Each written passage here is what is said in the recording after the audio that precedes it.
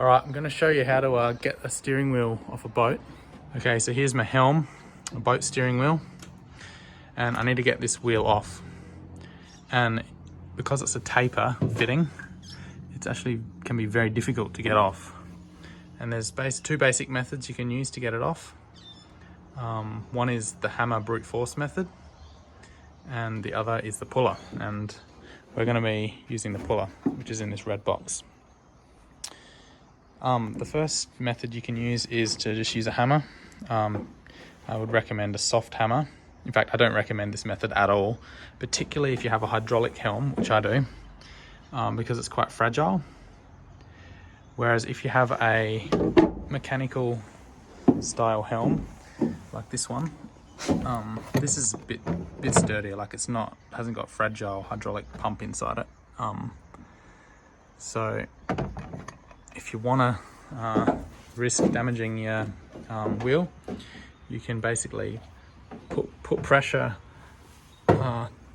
pulling out on your wheel and then whack it in the middle. You'll take the bolt off first, and that will release your wheel, but I don't recommend doing that.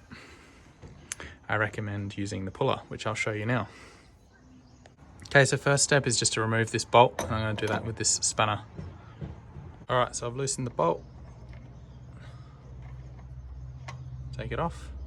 Now the wheel can't come off, so I'm going to use a puller, and that's why I've made this metal plate.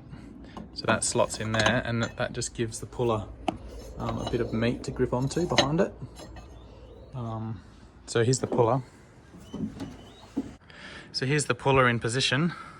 It's got these arms which are hooked behind the little plate I've made up. And in this scenario, it's going to be pulling from the back of the wheel to the front of this. So no actual force is going to be exerted on the components inside the helm itself, like the hydraulic helm. So now all we've got to do is tighten this.